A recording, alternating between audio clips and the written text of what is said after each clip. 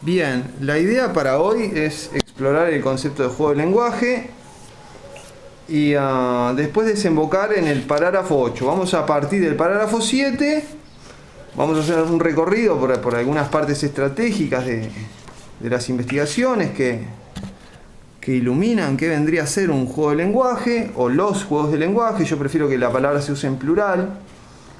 Creo que el concepto es en plural, básicamente, ¿no? El concepto no es un concepto singular, ¿no? Sino más bien un concepto plural. Bueno, hay que pensar esa distinción entre un concepto plural y un concepto singular, pero creo que va por ese lado. Es más bien un concepto plural y no un concepto singular. No tiene sentido decir el juego de lenguaje es así o asá, sino los juegos de lenguaje tienen estos parecidos y aquellos tienen otros parecidos o algo así. Bien, parágrafo 7 ya lo habíamos estudiado, pero está bien volver a empezar desde aquí, ¿no? En el parágrafo 2 se nos muestra un juego de lenguaje muy básico, al cual se lo llama lenguaje primitivo.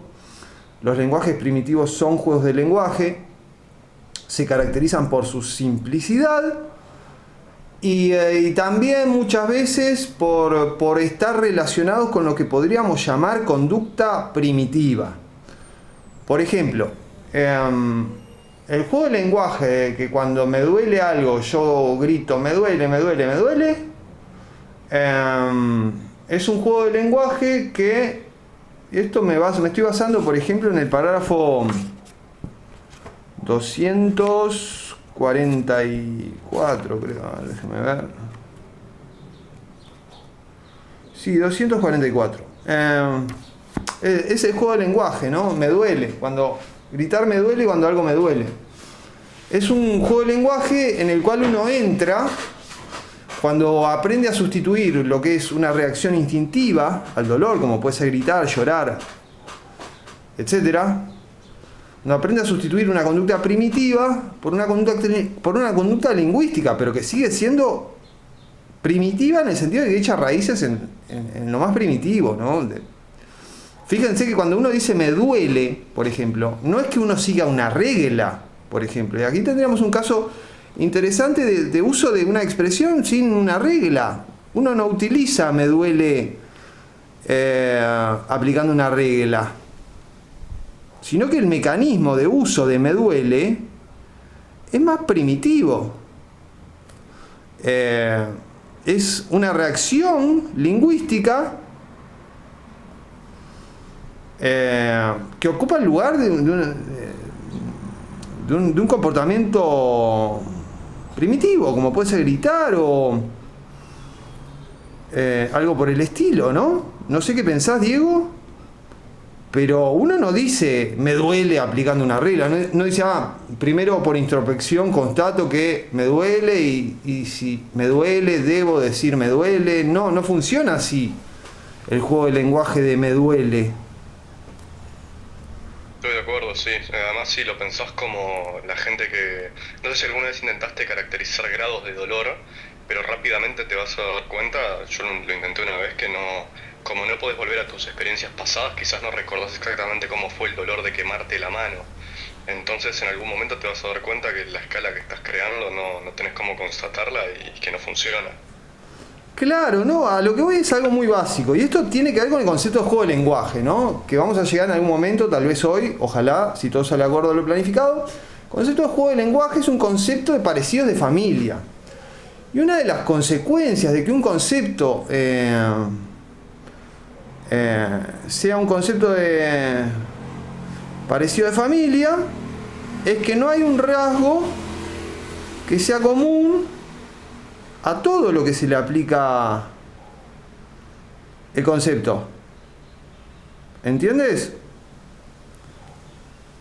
O sea, cuando un concepto es de parecido de familia, no hay un rasgo que sea común a todos. No hay un rasgo relevante, mejor dicho, que sea común a todos. Entonces, hay un rasgo que es muy importante en los juegos de lenguaje, que es el aplicar una regla. En la gran mayoría de los juegos de lenguaje se aplican reglas, pero si realmente tomamos al pie de la letra que el concepto de juego de lenguaje es un concepto de parecidos de familia, entonces tienen que haber juegos de lenguaje en los que no se aplican reglas. Y se me ocurre que el juego de lenguaje me duele, ¿no? Que básicamente es siento dolor, grito me duele, y alguien actúa en consonancia con mi grito. Por ejemplo, yo, digamos que aprendí el juego de lenguaje así: me duele y me señalo la parte del cuerpo que me duele. Supongamos que soy un niño chico, ¿no? Que en vez de llorar y todo lo demás, cuando tiene dolor, le enseñaron a suplantar la conducta primitiva de dolor por una conducta primitiva, pero lingüística. Y que consiste en gritar me duele, que de repente el niño no sabe que son dos palabras, ¿no? Porque puede tener un manejo muy rudimentario del lenguaje. Y cuando me duele, señala lo que le duele. Entonces grita me duele y se señala la rodilla. Y entonces el otro, que sí aplica una regla, va y bueno, le mira la rodilla, se la toca, si ve que tiene una lastimadura, bueno, se la lava y le pone una curita o algo por el estilo. Pero el punto es que cuando uno dice me duele, uno no está aplicando una regla. Entonces, no es que tengamos un juego de lenguaje en el cual no se aplique ninguna regla, porque el que reacciona frente a la exclamación me duele, porque es para otro, sí aplica una regla. Pero el que hace la exclamación me duele, en el caso en el que nosotros nos estamos imaginando, no aplica una regla, sino que es una reacción primitiva vestida de lenguaje, digamos. Es como llorar, pero usando palabras.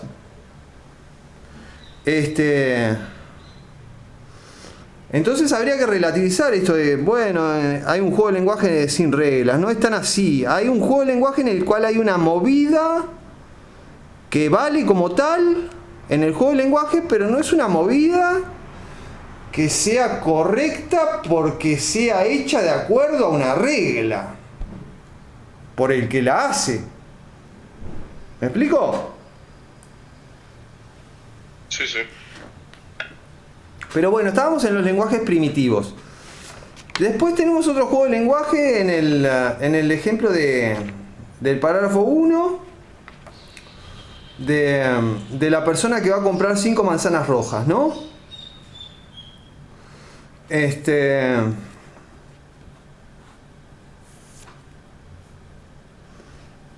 Y bien, sigamos. En la práctica del uso del lenguaje 2, el parágrafo 2 de los albañiles, una parte grita las palabras, la otra actúa de acuerdo con ellas. Ese es el juego de lenguaje, básicamente. Ese es el juego de lenguaje. Uno grita losa, que es el albañil, y el otro, que es el ayudante, trae una losa. El otro, el albañil grita cubo y el ayudante trae un cubo. Y así, eso es el juego de lenguaje. Y acá lo llama uso del lenguaje, práctica del uso del lenguaje. Y acá aparece la noción de práctica, de praxis, ¿no? Que ya nos habla de qué tipo de cosas estamos hablando cuando hablamos del lenguaje. Estamos hablando de una práctica. Estamos hablando de algo muy bajado a tierra y muy terrenal y muy cotidiano. Por eso Wittgenstein hace un énfasis en la cotidianeidad del lenguaje. Para, entre otras cosas, desmitificar el lenguaje.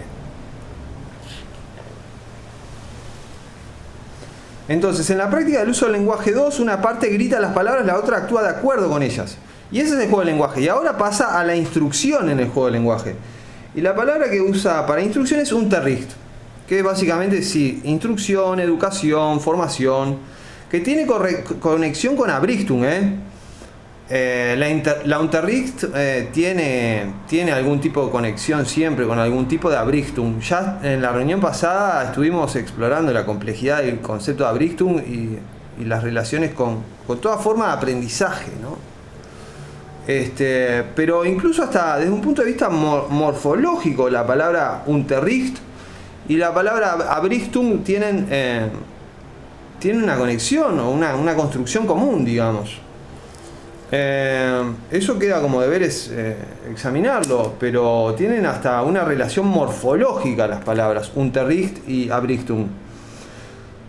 Dice, en la instrucción en el lenguaje se encontrará este proceso. el aprendiz nombra los objetos, y acá nombra aparece con cursiva, entonces nos está llamando la atención sobre un uso de la palabra nombre y sobre un uso de la palabra nombrar, que es relevante para la cuestión de la imagen agustiniana del lenguaje, ¿no? Según la cual básicamente las palabras son siempre nombres. Entonces a Wittgenstein le va a interesar, bueno, vamos a definir más o menos qué es, de acuerdo al uso corriente, nombrar y nombre, porque evidentemente la imagen agustiniana del lenguaje hace un uso de la palabra nombre y de la palabra nombrar que va más allá de lo que está regimentado en el uso cotidiano del lenguaje. Y entonces ahí está parte del problema de la imagen agustiniana del lenguaje, que usa las palabras más allá de sus usos. Entonces usa las palabras como en el vacío, digamos, ¿no? Y fíjate que voy a traer a colación un pasaje del parágrafo 132, ¿no? Dice 132, una reforma semejante del lenguaje para determinadas finalidades prácticas es perfectamente posible, pero estos no son los casos en que hemos de habérnoslas. Las confusiones que nos ocupan surgen, por así decirlo, cuando el lenguaje marcha en el vacío, no cuando trabaja. Y ahí está un poco el punto también. O sea, la imagen agustiniana del lenguaje, con su uso de nombre, hace funcionar las palabras nombre, nombrar y todo eso en el vacío. Porque el uso que tienen es otro. Y no se atienen a este, y no se atienen a ningún uso en realidad. Porque hay como una especie de concepción mágica del significado que se explicita, por ejemplo, en el parágrafo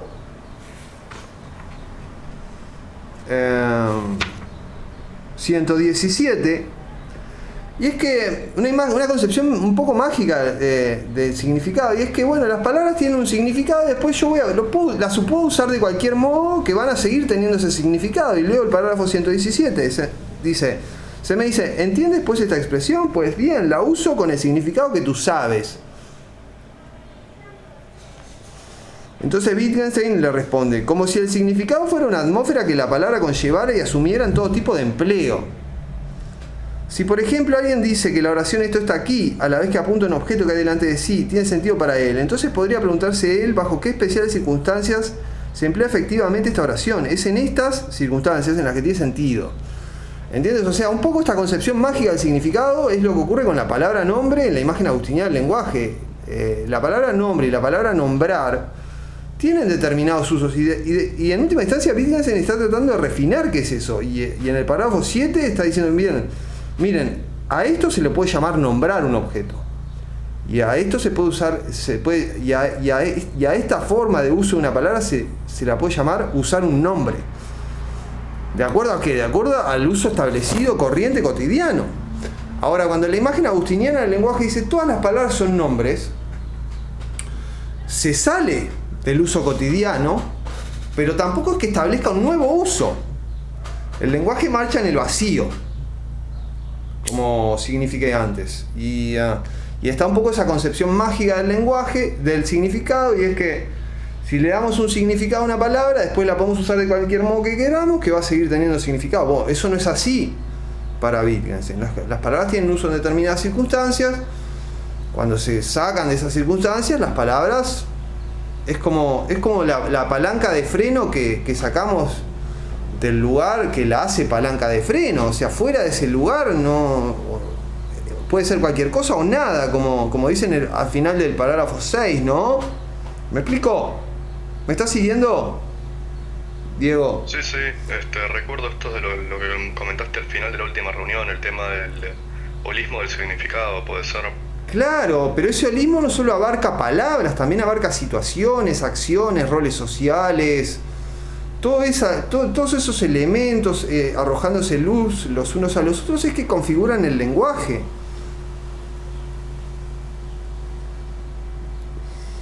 Entonces, en la instrucción en el lenguaje se encontrará este proceso. El aprendiz nombra los objetos. Esto es, pronuncia la palabra cuando el instructor señala la piedra. Bien, aquí nos está indicando, a esto se lo puede llamar nombrar algo, ¿no? El instructor señala un cubo y el aprendiz dice cubo. Y dice, se encontrará aquí un ejercicio aún más simple. El alumno repite las palabras que el maestro le dice Y fíjense que estamos en la instrucción en el lenguaje de 2, ¿no? En el lenguaje del parágrafo 2. Ambos procesos se asemejan al lenguaje, dice Wittgenstein. Dice, son sprachenliche. Son como... sí, es curiosa esta construcción de la palabra alemana. Sprachenliche. Ambos procesos se asemejan al lenguaje.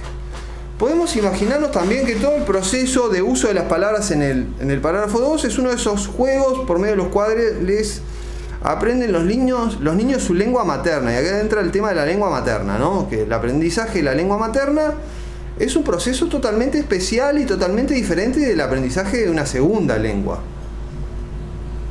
Llamaré a estos juegos de lenguaje. Y hablaré a veces de un lenguaje primitivo como de un juego de lenguaje. Entonces, aquí queda claro que lenguaje primitivo es juego de lenguaje. La pregunta es, ¿todo juego de lenguaje es un lenguaje primitivo? Y en cierto nivel de análisis sí, en cierto nivel de análisis no. De la misma manera que en cierto nivel de análisis todo lenguaje es un juego de lenguaje, y en cierto otro nivel de análisis no todo lenguaje es un juego de lenguaje, porque el castellano es trivial decir que es un lenguaje, pero no es un juego de lenguaje, es algo muchísimo más complejo. ¿No? ¿Estamos de acuerdo? Recordemos que Wittgenstein dice en el parágrafo 124 de las investigaciones que la filosofía deja todo como está, ¿no? No cambia el uso de las palabras. Entonces, sí, 124, la filosofía deja todo como está, no interfiere con el uso efectivo del lenguaje. Si esto es así, entonces es claro que en un nivel de análisis Wittgenstein con lenguaje significa juego de lenguaje, pero también es trivial que no todo lenguaje es un juego de lenguaje, porque un juego de lenguaje es un dispositivo bastante peculiar, bastante concreto, digamos, bastante acotado, mientras que un lenguaje como el castellano, por ejemplo, es algo sumamente vasto, histórico en el sentido sustancial de la palabra, ¿no? Dice, y los procesos de nombrar las piedras y repetir las palabras de ellas podrían llamarse también juego de lenguaje. Piensa en muchos usos que se hacen de las palabras en juegos en corro. Llamaré también juego de lenguaje al todo formado por el lenguaje y las acciones con las que está entretejido. Bueno, acá tenemos muchas cosas. Primero, en el parágrafo 2 tenemos un juego de lenguaje. Después, en la instrucción en ese lenguaje tenemos otros juegos de lenguaje. Y esos procesos de la instrucción en el juego de lenguaje del parágrafo 2 y el propio juego de lenguaje del parágrafo 2 es como uno de esos juegos por medio de los cuales los niños aprenden su lengua materna. Y aquí está la cuestión del aprendizaje del lenguaje, ¿no? Que nunca es algo que se aprende de un golpe, sino que justamente ahí entra el concepto de juego de lenguaje. El lenguaje, digamos, el castellano, es como un conjunto de islas que son juegos de lenguaje que tienen distintos puentes entre sí, ¿no? Y entonces primero uno aprende a recorrer una isla, la geografía de una isla. Uno aprende un juego de lenguaje. Después, a través de un puente, pasa a otro juego de lenguaje. Y en la medida que uno hace un buen recorrido de todas estas islas interconectadas y tiene una idea general de cómo pasear por todas estas islas, digamos, uno aprendió el castellano. Pero fíjense que el concepto de juego de lenguaje es funcional para explicar el aprendizaje del lenguaje, ¿no? Resulta mucho más claro cómo es que se aprende un lenguaje si lo fragmentamos en juegos de lenguaje que funcionan casi que autónomamente, pero que están conectados entre sí y que a través de las conexiones entre ellos podemos pasar de unos a otros en el aprendizaje, y así ir ganando terreno sobre el lenguaje como algo macro, ¿no? Y lo mismo vale para lo que se conoce como el problema de la traducción radical, que tratan Quine y Davidson con la palabra interpretación radical, ¿no? Cómo es que un explorador que llega a una tribu antes no conocida por la civilización, puede hacer un manual de traducción del lenguaje de esta tribu, cuando no tienen nada en común sobre lo que basarse con esta tribu, más allá de lo que ve y de lo que podríamos llamar comportamiento humano normal, como comer, y cosas por el estilo, ¿no?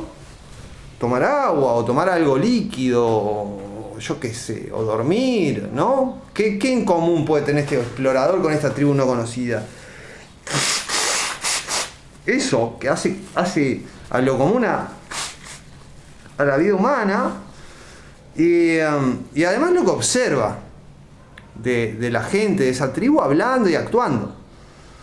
Y entonces, para este problema de la interpretación radical o de la traducción radical en Quine y Davidson, esta idea de juegos de lenguaje, del lenguaje como algo fragmentable en juegos de lenguaje, que son relativamente autónomos entre sí, aunque están conectados, es algo que allana el camino para hacerse una idea de cómo el explorador de esta tribu desconocida podría hacer este manual de traducción del lenguaje de esta tribu del cual no se conoce nada.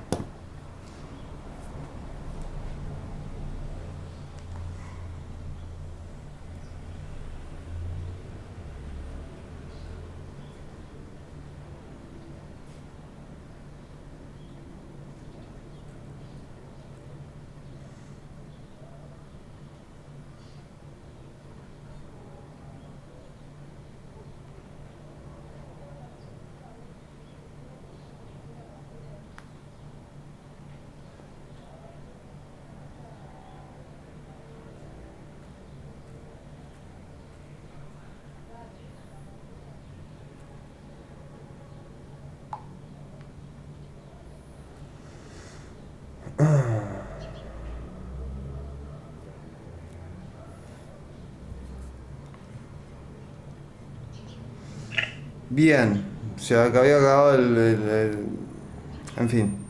Bueno, entonces... Y bueno, y después dice, llamaré también juego de lenguaje al todo formado por el lenguaje y las acciones con las que está entretejido, ¿no? El lenguaje no es solo simbolismo. El lenguaje es un complejo de situaciones, signos, acciones, y podríamos agregar roles sociales, objetos, etc. Pero es siempre algo que va más allá de las palabras, no es un simbolismo, una notación, es una Lebensform, ¿no? Pero aquí quiero llamar la atención sobre que, bueno, se da un modelo de lo que es un juego, porque tenemos que ser muy conscientes de que el concepto de juego de lenguaje se construye sobre la base del concepto de juego, ¿no? Y sobre la base de trazar una analogía entre hablar un lenguaje y jugar un juego.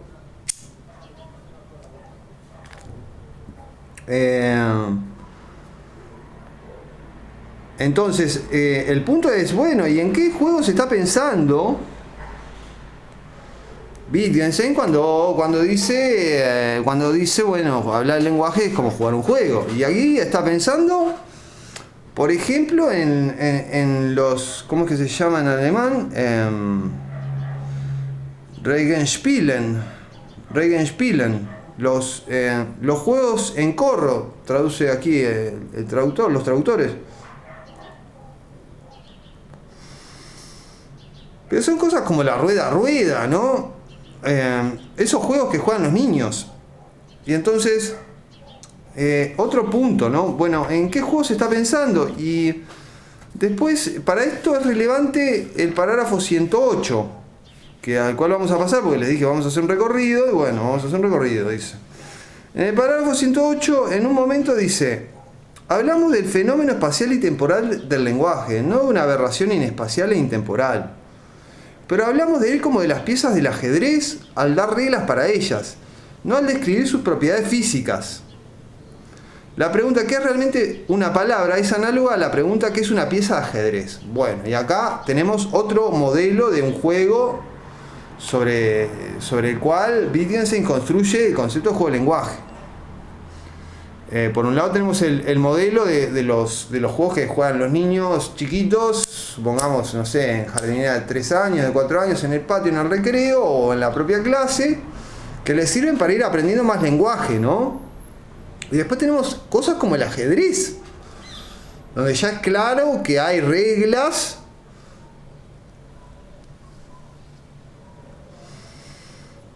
que se deben seguir para jugar al ajedrez en vez de a las damas, por ejemplo, ¿no? Y que son constitutivas, que definen qué es el ajedrez.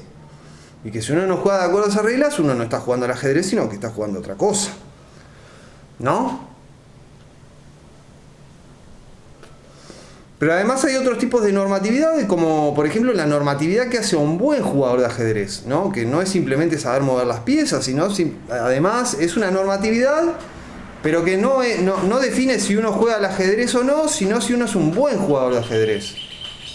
Es otro tipo de normatividad. Es una normatividad más evaluativa que constitutiva. Y aquí con esto abro la cuestión de que la dimensión de la normatividad asociada a un juego de lenguaje y a un juego en general, no solo es la dimensión de las reglas constitutivas de un juego, de las reglas que definen un juego como el juego que es, sino que hay otras reglas que no son constitutivas. Por ejemplo, está la regla de, bueno, ¿quién empieza una partida de ajedrez? Lo sorteamos con el rey, ¿no? Uno agarra al rey, se lo pone atrás y después el otro elige una mano. Eso es una regla, pero no es constitutiva del ajedrez. Podríamos decir, es de funcionamiento nada más. Pero no deja de ser regla. No es constitutiva. Entonces, ¿a qué voy? Tenemos distintos tipos de reglas. Cuando hablamos de un juego de lenguaje, distintos tipos de reglas, ¿no? Están las reglas constitutivas, que son las que definen al juego de lenguaje. Que si no se cumplen, ya sea en un juego o en un juego de lenguaje, estamos hablando de otro juego, de otro juego de lenguaje, o de ningún juego o de ningún juego de lenguaje. Pero por lo pronto avanzamos en ejemplos, ¿no? Por ejemplo, tenemos la conexión entre lenguaje primitivo y juego de lenguaje. Los lenguajes primitivos son juegos de lenguaje. Ya tenemos más o menos una idea de que es un lenguaje primitivo. Después tenemos ejemplos de juegos de lenguaje. Tenemos la práctica del uso del lenguaje en el parágrafo 2. Y después las prácticas que ocurren en la instrucción en ese juego de lenguaje. Eso también son juegos de lenguaje. Después otro dato que tenemos es que los juegos de lenguaje tienen como un modelo de juego, porque el concepto de juego de lenguaje se construye sobre la base de una analogía entre jugar un juego y hablar un lenguaje. Tienen como un modelo los juegos que juegan los niños y a través de los cuales aprenden más de su lengua materna. No es que aprendan su lengua materna, aprenden más de su lengua materna, porque para eso son empleados didácticamente, ¿no? Si uno va a lo que es la formación en los primeros años de vida, uno observa que es una formación completamente atravesada por el juego, y creo que hasta hay una relación con el concepto de didáctica ahí que viene desde lo profundo de la esencia de esas palabras, ¿no? De la esencia histórica de esas palabras. Y después tenemos el dato de que un juego de lenguaje, bueno, es un todo formado por lenguaje y acciones con las que está entretejido. Y yo agregaría situaciones, cosas, roles sociales, y además una situación que es algo así como la condición de juego del juego de lenguaje. Se tiene que dar cierta situación para que podamos decir este juego de lenguaje se puede jugar. Por ejemplo, yo no puedo ir a jugar el juego de lenguaje de comprar 5 manzanas rojas a la farmacia. Tengo que ir a la verdulería, ¿no? Se tiene que dar determinada situación para que determinado juego de lenguaje se pueda jugar. O sea, no puedo jugar el juego de lenguaje de preguntar la hora si yo voy a una cultura en la que no se usa ningún tipo de sistema métrico del tiempo que se base en horas, sino que, por ejemplo, se base en mañana, mediodía, tarde y noche, ¿no? Supongamos que una tribu tiene un sistema métrico del tiempo que se basa en días, en meses lunares, digamos, y después cada día se segmenta la medición del tiempo en mañana, mediodía, tarde, noche y amanecer, supongamos. Yo no puedo jugar el juego de lenguaje de preguntar la hora en esa tribu. No se da la situación para que Creo que queda ¿No? Creo que queda bien ejemplificado. Sí, sí, creo que queda bien ejemplificado, por ejemplo, con las aperturas de ajedrez. A O ver. sea, no sé si conoces la defensa Caro-Kann en el ajedrez. A ver, explícame, que a mí me gusta mucho el ajedrez, pero no, tanto no sé. A ver, ¿cómo es? Mira, el rey blanco juega E4 y vos como respuesta jugás el C6, para luego jugar D5.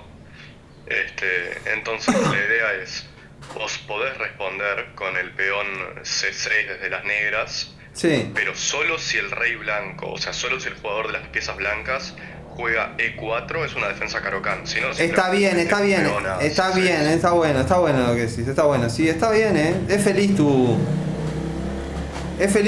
ejemplo. Solo se puede jugar esta apertura dada esta situación. Eso es lo que tú quieres decir. Exactamente. Está bien, Si está no es bien. un movimiento aleatorio en el vacío, no es apertura, no es Caro-Kann. Te entiendo. Después, lo otro que sacamos en limpio es que otro modelo de juego que se utiliza para conceptualizar el juego de lenguaje es el ajedrez. Y este es un modelo súper importante porque trae a colación la cuestión de las reglas constitutivas de los juegos de lenguaje, que determinan si se juega un juego de lenguaje o si se juega otro o no se juega ninguno. Porque, por ejemplo, si no aplicamos las reglas del ajedrez con las fichas de ajedrez, ¿no? Podemos jugar a las damas, por ejemplo, con las piezas de ajedrez. Pero también podemos mover las piezas de forma tal que no estemos jugando ningún juego. Y que de repente estemos intentando inventar uno, pero jugando no estamos, ¿no?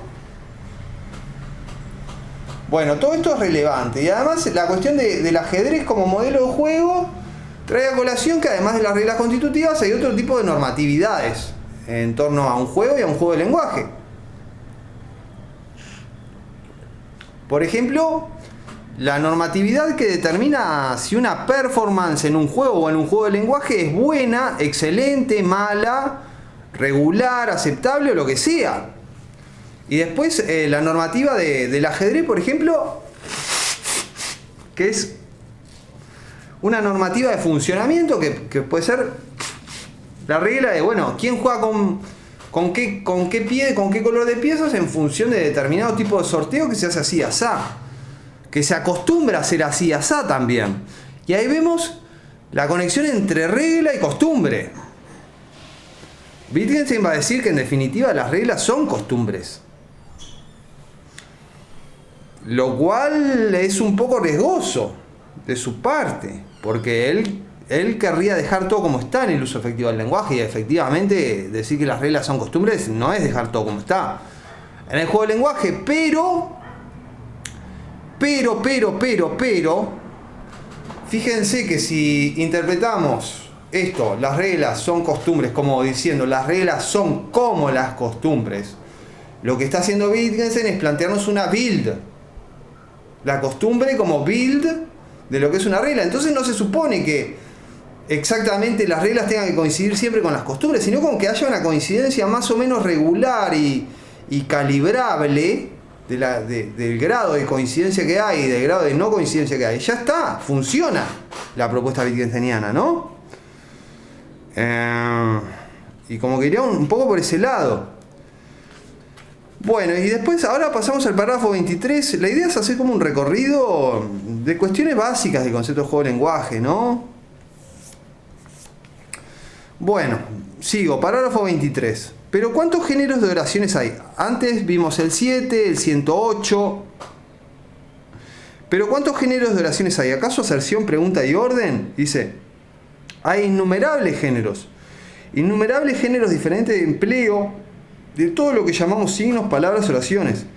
Y esta multiplicidad no es algo fijo, dado una vez por todas, sino que nuevos tipos de lenguaje, nuevos juegos de lenguaje, como podemos decir, ¿no? Como podemos decir, fíjense, nacen y otros envejecen y se olvidan. Entonces dice acá Wittgenstein, bueno, nuevos tipos de lenguaje, como podemos decir, nuevos juegos de lenguaje. Entonces Acá está diciendo en un nivel de análisis, lenguaje y juego de lenguaje son lo mismo. Esto es información relevante para nosotros, que estamos explorando el juego de lenguaje. Y acá dicen, nacen y envejecen y se olvidan, o sea, mueren. Entonces acá hay una analogía entre un juego de lenguaje y un lenguaje, que en este nivel de análisis son lo mismo, con un organismo vivo. Y el conjunto de los juegos de lenguaje, como podríamos decir, una especie de organismos vivos, ¿no? Como la humanidad. Algunos miembros nacen, otros van envejeciendo y otros mueren. Y entonces el lenguaje, digamos, el castellano, no es fijo, sino que nuevos juegos de lenguaje nacen, envejecen y mueren de la misma manera que la humanidad, si bien es siempre la misma especie, no es siempre la misma porque los miembros nacen, envejecen y mueren. Entonces aquí tenemos una analogía como en dos niveles, ¿no? El lenguaje, digamos el castellano, como podríamos decir una especie de organismo vivo, digamos la humanidad, y un juego de lenguaje como un organismo vivo, digamos como un ser humano. Entonces, un juego de lenguaje como un organismo vivo, como un ser humano, digamos, nace, envejece y muere.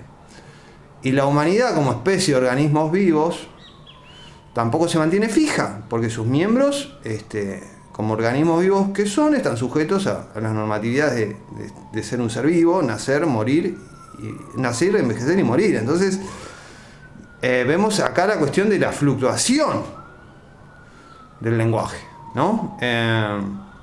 Del carácter de estar en movimiento, de estar en flujo. Lo cual tiene que ver con el contraste con el Tractatus, que radica en lo siguiente: el Tractatus desborda platonismo y las investigaciones parece proponer algo así como un giro heraclitiano, porque recordemos que en el párrafo 108 nosotros leímos que hablamos del fenómeno espacial y temporal del lenguaje, no de una aberración inespacial e intemporal como se hablaba en el Tractatus. Y ahora se nos habla de los juegos del lenguaje como seres temporales, que nacen, envejecen y se olvidan y, metafóricamente hablando, mueren. Y los lenguajes como especies de estos organismos vivos, de nuevo, como algo en la corriente del tiempo, ¿no? Y comportándose como un ser de ese tipo. Y esto es relevante desde un punto de vista ontológico. Y después dice Wittgenstein en el párrafo 23, la expresión juego de lenguaje y juego aparece en cursiva, de nuevo, indicándonos que el concepto de juego de lenguaje le debe mucho al concepto de juego. Debe poner de relieve que hablar el lenguaje forma parte de una actividad o de una forma de vida. Y aquí aparece el concepto de Lebensform. ¿Bien? Y ahora voy al párrafo 19, pero ya seguimos con el párrafo 23, porque en el párrafo 23 ahora se pasa a otra cosa. Creo que es el 19, sí. Dice, puede imaginarse un lenguaje que conste solo de órdenes y partes de batalla. Fíjense, entonces aquí un juego de lenguaje vendría a ser un lenguaje primitivo. Un lenguaje vendría a ser lo que antes llamaría un lenguaje primitivo. Y lo que podríamos llamar un juego de lenguaje. Entonces, en cierto nivel de análisis, lenguaje primitivo y juego de lenguaje son lo mismo. Lo que pasa es que hay varios niveles de análisis. Dice en el párrafo 19, puede imaginarse fácilmente un lenguaje que conste solo de órdenes y partes de batalla. Entonces aquí un lenguaje primitivo podría ser un lenguaje. O un lenguaje que conste solo de preguntas y de expresiones de afirmación y de negación. Por ejemplo, un lenguaje en el que diga cosas como, ¿son las 3 de la tarde? Y las únicas respuestas sean sí o no, ¿no? Y solo hace ese tipo de preguntas. ¿Es de tarde? ¿Es de noche? ¿Es mediodía? Y que solo haya sí o no como respuesta, ¿no? Eso ya sería un lenguaje, dice Wittgenstein. Innumerables otros, ¿sí? Dice Wittgenstein en el párrafo 19. Y imaginar, dice vorstellen, ¿no? Y representarnos, sería mejor. Un juego de lenguaje significa, dice, imaginarnos una forma de vida. Significa, ¿no? Imaginar un lenguaje significa imaginar una forma de vida. Entonces, Esto tiene que ver con el parágrafo 23. Porque en el parágrafo 23 dice, hablar el lenguaje, la expresión juego de lenguaje de poner de relieve que hablar un lenguaje forma parte de una actividad, de una forma de vida. Y aquí no es que solo forme parte, sino que se da en ese tejido, ¿no? Se da en ese tejido de la forma de vida de la Lebensform. Hola, hola, ¿me estás escuchando? Sí, se te cortó el audio cuando estabas diciendo algo de relieve fue la última palabra. No, que la expresión juego de lenguaje de poner relieve que hablar el lenguaje forma parte de una actividad, una forma de vida. Pero no es solo eso el punto. El punto es que hablar lenguaje es estar en una forma de vida. Es vivir una forma de vida. Y el concepto de forma de vida es más amplio que el de juego de lenguaje. Digamos que es un concepto genérico con respecto al de juego de lenguaje. Todo juego de lenguaje es una forma de vida, pero no toda forma de vida es un juego de lenguaje. Y lo mismo ocurre con el concepto de práctica. Todo juego de lenguaje es una práctica, pero no toda práctica es un juego de lenguaje. Son conceptos genéricos. Porque Wittgenstein nunca dice la especie, podríamos decir. Nunca define el juego de lenguaje. Da el género.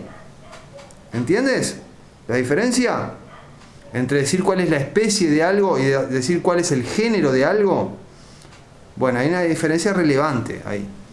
Wittgenstein nunca dice cuál es la especie correspondiente al juego de lenguaje porque no hay esa cosa, como después vamos a ver. Pero sí indica conceptos genéricos que se asocian al concepto de juego de lenguaje, como el concepto de práctica, el concepto de forma de vida. ¿Bien? Entonces, seguimos con el parágrafo 23 y ahora lo que viene, el primero lo leo y después lo decodifico. Ten a la vista la multiplicidad de juegos de lenguaje en estos ejemplos y en otros, que no da. Dar órdenes y actuar siguiendo órdenes. Describir un objeto por su apariencia o por sus medidas. Fabricar un objeto de acuerdo con una descripción, dibujo. Relatar un suceso. Hacer conjeturas sobre el suceso. Formar y comprobar una hipótesis. Y da toda una serie de ejemplos. Y termina: suplicar, agradecer, maldecir, saludar, rezar. Entonces, ¿qué es esto? Esa es la pregunta. Bueno, es una definición de juego de lenguaje. Es lo que se conoce como una definición extensional, incompleta. Uno define una palabra, por ejemplo, de forma intencional, ¿no? Diciendo soltero es hombre no casado, es un hombre no casado. Eso es una definición intencional de soltero, que es básicamente dar las condiciones que tiene que cumplir algo para que se le aplique. ¿Qué propiedades debe tener algo para que se le aplique el concepto en cuestión? Una definición intencional pone de manifiesto un conjunto de propiedades que de algún modo componen a la propiedad que se quiere caracterizar. Tener la propiedad ser soltero es tener las propiedades ser varón y ser no casado.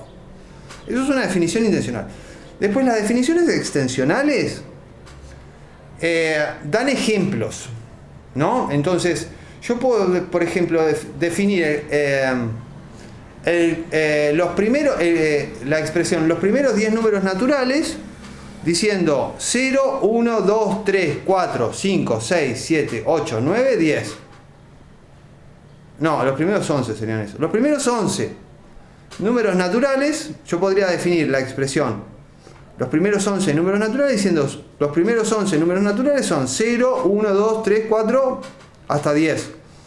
Eso sería una definición extensional completa. ¿Por qué? Porque doy todos los ejemplos a los que se aplica esto, ¿no? Ser parte de los primeros 11 números naturales sería la propiedad en cuestión. Pero después están las definiciones extensionales incompletas, que es cuando estamos hablando de conjuntos que son potencialmente infinitos. Entonces, cuando la definición extensional es incompleta, lo que uno hace no es solo dar ejemplos, sino dar ejemplos que funcionan como modelos o como paradigmas. Entonces, no es que uno solo dé ejemplos, uno da ejemplos, pero que son ejemplos tales que uno los puede utilizar para aplicar ese concepto a nuevos casos en función de cómo son estos ejemplos, porque estos ejemplos funcionan como modelos. ¿Me explico?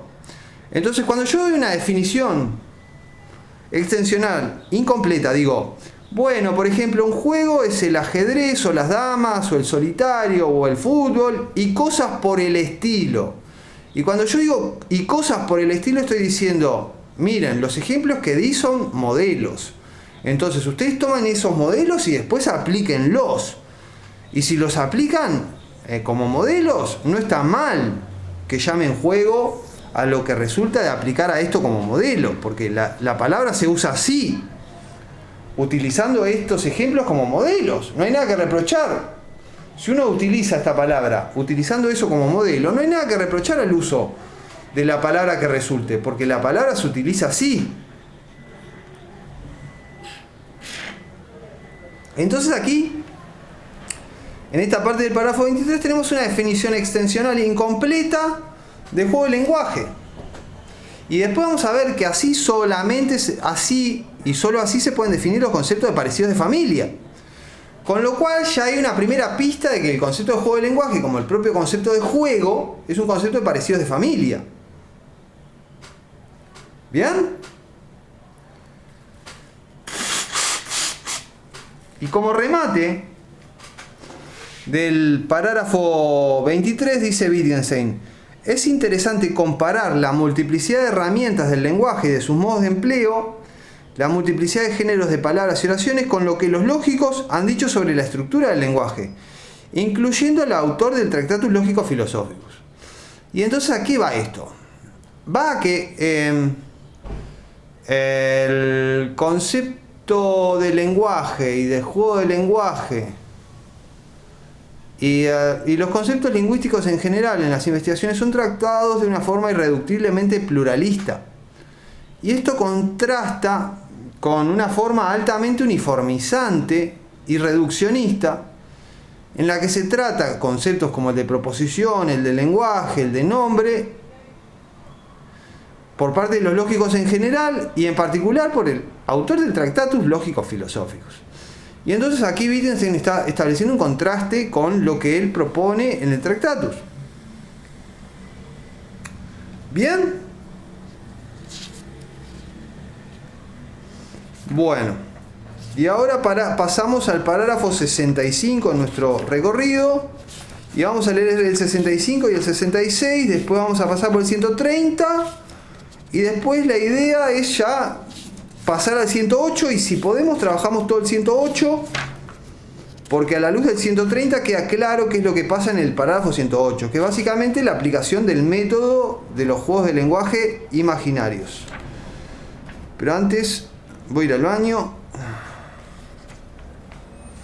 Bien, ahora parágrafos 65 y 66. Pongo en pausa esto.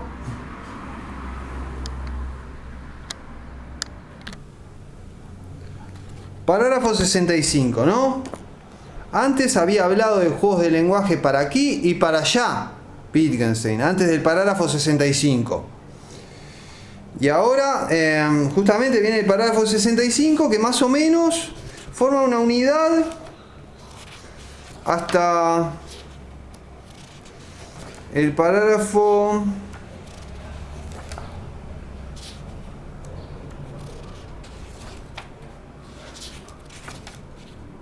78. El parágrafo 78 más o menos forma una unidad. Y el tema es la vaguedad y qué significa la vaguedad, pero si tomamos eso como hilo conductor, basta el 88 la cuestión. Si lo tomamos como el hilo conductor, bueno, la cuestión de los conceptos de parecidos de familia, si el hilo conductor, mediante el cual delimitamos la unidad que forma el parágrafo 65 con los sucesivos, si el hilo conductor es el concepto, la cuestión de los conceptos de parecidos de familia, la cuestión va hasta el 78, más o menos. Si la cuestión es la vaguedad, que también es una cuestión relacionada con los conceptos de parecidos de familia, la cuestión va más hasta el 88, digamos. Pero en realidad Wittgenstein no es que diga que los conceptos de parecidos de familia son vagos.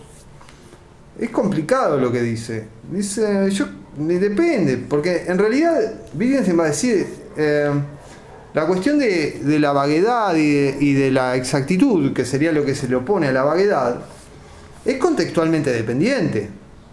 Entonces, como que no tiene mucho sentido hablar de vaguedad o no, como algo que fuera absoluto. Y esa es la moraleja del parágrafo 88. Pero claro, hay toda una cuestión terapéutica. Por eso eso se aclara recién en el parágrafo 88. Porque justamente está lo que Wittgenstein en estos parágrafos está un poco combatiendo es la idea freudiana, de origen freudiano, de que un concepto es tal solo si es preciso.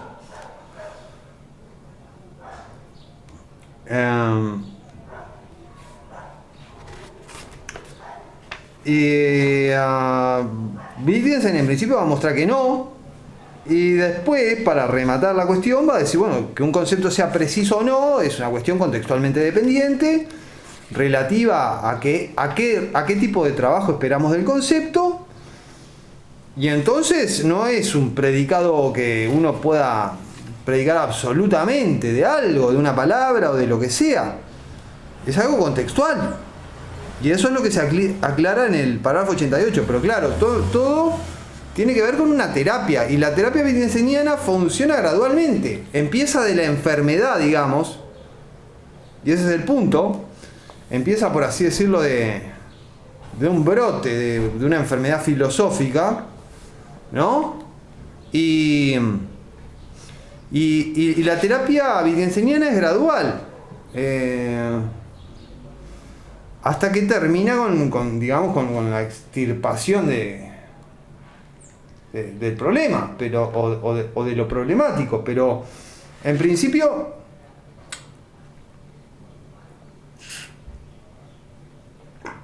hay un rasgo de gradualidad. Y de hecho en una serie de aforismos que están recogidos en un libro que se llama Cultura y Valor, que son aforismos que no se supo qué hacer con ellos, ¿no? Y que van desde muy temprano en el trabajo de Wittgenstein hasta sus últimas épocas, ¿no? En un momento dice, bueno, si quieres mover una gran piedra, puedes empezar por apartar las pequeñas piedras que están alrededor, ¿no? Y que te impiden moverla, y después como que la cosa va a moverse sola. Imaginemos que estamos en una montaña, ¿no? Y queremos que determinada piedra gigante ruede montaña abajo, ¿no? Pero claro, hay un montón de piedras pequeñas que la trancan, nos imaginamos.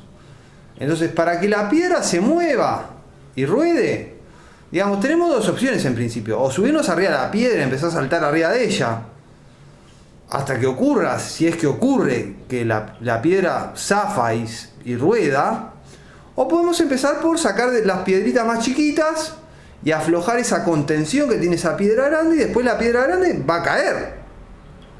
Y bueno, y un poco es esto lo que hace la terapia wittgensteiniana. Va como rodeando al enemigo y atacándolo por sus flancos más débiles, hasta que de pronto el enemigo ya quedó desarmado y ya puede ser atacado frontalmente. Y es lo que ocurre, por ejemplo, en el parágrafo 88, donde se viene trabajando desde el parágrafo 65 la cuestión de la vaguedad de los conceptos, y ya en el 88 ya se va al grano y se dice, bueno, la cuestión de la exactitud o la inexactitud no es absoluta, sino relativa a un contexto y a una meta que se espere de lo que una palabra debe poder hacer.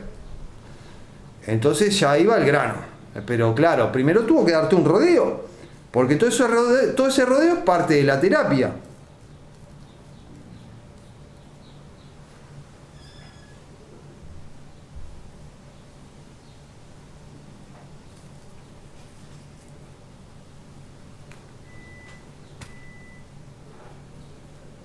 Bien, parágrafo 65.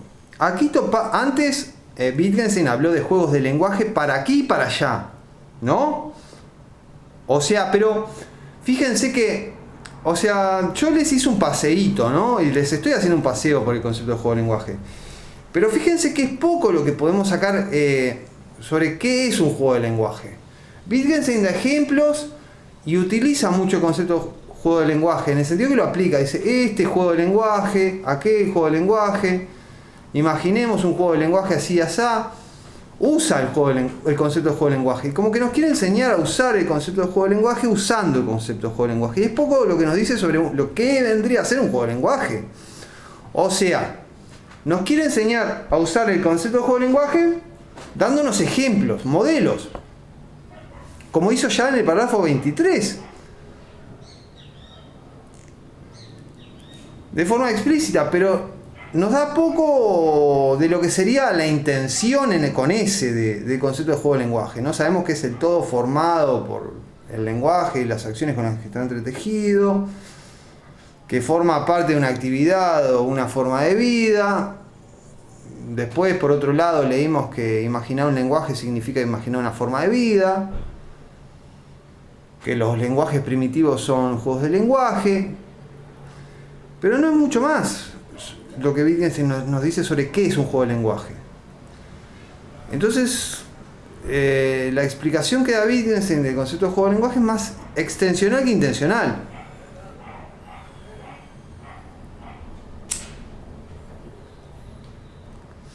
Entonces, el contexto en el que se encuentra el parágrafo 65 y por el cual el parágrafo 65 está donde está.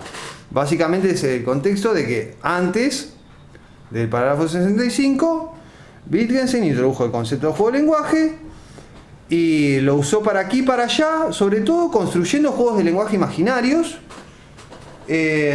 para comprender distintos aspectos del lenguaje complejo, ¿no? Del lenguaje efectivo, porque esa es la función del juego de lenguaje imaginario.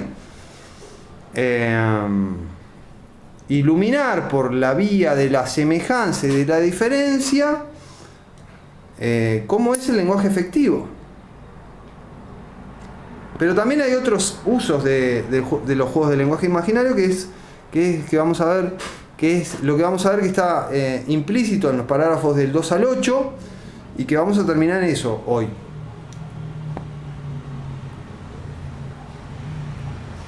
Leo, aquí topamos con la gran cuestión, y fíjense, gran cuestión, ¿no? Que yace tras todas estas consideraciones. Pues podría objetarse ahora, y ahora aparece un objetor imaginario, un interlocutor imaginario. Tú cortas por lo fácil, le dice. Hablas de todos los juegos de lenguaje posible, pero no has dicho en ninguna parte qué es lo esencial de un juego de lenguaje. Y por tanto del lenguaje, que es común a todos esos procesos y los convierte en lenguaje o en partes del lenguaje. Te ahorras la parte de la investigación que te ha dado en su tiempo los mayores quebraderos de cabeza, a saber, la tocante a la forma general de la proposición y del lenguaje. ¿No? Entonces, fíjense, antes Wittgenstein habló de juegos de lenguaje para aquí y para allá, ¿no? Pero sobre todo dando ejemplos de juegos de lenguaje, usando la palabra, digamos. Dice, aquí topamos con la gran cuestión, que yace tras todas estas consideraciones, y ahí aparece un objetor imaginario y dice, tú cortas por lo fácil, hablas de todos los juegos de lenguaje, pero no has dicho en ninguna parte qué es lo esencial de un juego de lenguaje, que es común a todos esos procesos, y los convierte en juegos de lenguaje. Y el punto es que Wittgenstein, esta objeción es injusta, porque Wittgenstein nunca antes hizo una aseveración sobre todos los juegos de lenguaje posibles, como si sería esperable de un discurso tipo Tractatus. Y con esto te doy una pista, Diego, sobre cómo Wittgenstein usa, por ejemplo, la expresión la figura. Está hablando de toda figura posible, ¿no? O el hecho. Está hablando de todo hecho posible, todo lo que puede ser un hecho, no todo lo que ha sido un hecho, sino algo que tiene un universo de cuantificación más grande, que abarca lo posible, no solo lo efectivo, ¿no? Y entonces dice el objetor, habla de todos los juegos de lenguaje posibles, pero no has dicho qué es lo esencial de un juego de lenguaje, qué es lo común a todos esos procesos y los hace juego de lenguaje. Y dice, te ahorras la cuestión que en su momento te dio los mayores quebradores de cabeza, la tocante a la forma general de la proposición y del lenguaje.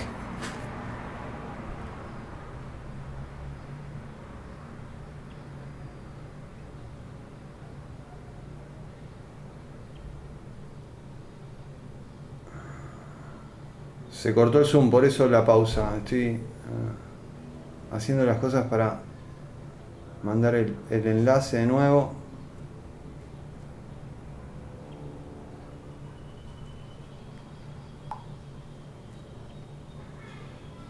Bien.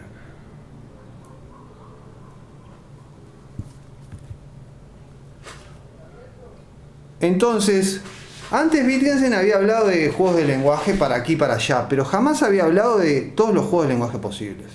Nunca había hecho afirmaciones de ese calibre como si son esperables y son el caso en el Tractatus, porque cuando Wittgenstein dice la figura es un hecho, por ejemplo, está diciendo toda figura posible es un hecho. Con lo cual le doy una pista a Diego sobre el problema que va a trabajar en su monografía.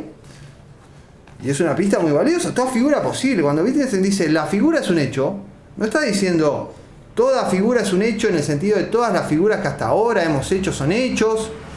No, está diciendo todo lo que pueda ser una figura es un hecho. Y Wittgenstein en las investigaciones nunca habla de todos los juegos de lenguaje posibles. Dice, esto es un juego de lenguaje, aquí tenemos otro juego de lenguaje y cosas por el estilo. Y el objetor le dice, habla de todos los juegos de lenguaje posibles, pero no has dicho en ninguna parte qué es lo esencial de un juego de lenguaje. Y aquí la cuestión es típicamente filosófica.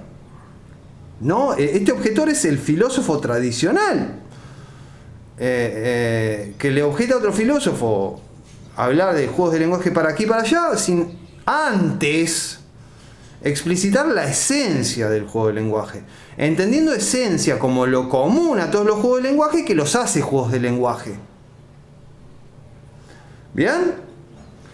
Y a esta objeción Wittgenstein responde, y eso es verdad. O sea, nunca dije lo esencial a un juego de lenguaje, lo común a todo el juego de lenguaje que lo hace juego de lenguaje. En vez de indicar algo que sea común a todo lo que llamamos lenguaje, digo que no hay nada común a todos estos fenómenos, por lo cual empleamos la misma palabra para todos, sino que están emparentados entre sí de muchas maneras diferentes. Se introduce el concepto de parentesco. Y a causa de este parentesco, de estos parentescos, los llamamos a todos lenguaje.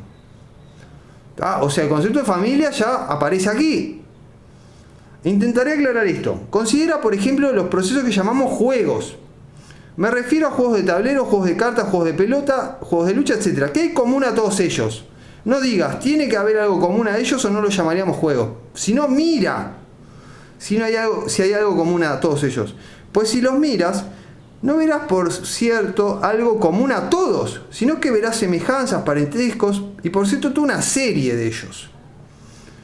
Como se ha dicho, no pienses sino mira, y esto es una máxima general del análisis del lenguaje en las investigaciones. No pienses sino mira, porque se trata de describir cómo se usan las palabras y no de especular cómo se usan las palabras. Entonces no pienses sino mira. Y en este caso, ¿cómo se usa la palabra juego? No pienses, mira. Porque si te pones a pensar, enseguida vas a suponer que hay algo común a todos los juegos, por lo cual los llamamos juegos. Y después, como Sócrates, cuando busca las definiciones, te vas a romper la cabeza porque no vas a encontrar ninguna definición, porque no la vas a poder encontrar, básicamente. Porque no la hay. Porque no se usa así el concepto de juego. No se usa de acuerdo a un rasgo que sea común a todos los juegos.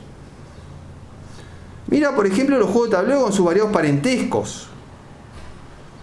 Pasa ahora a los juegos de cartas. Aquí encuentras muchas correspondencias con la primera clase, pero desaparecen muchos rasgos comunes y se presentan otros. Si ahora pasamos a los juegos de pelota, continúan manteniéndose varias cosas comunes, pero muchas se pierden.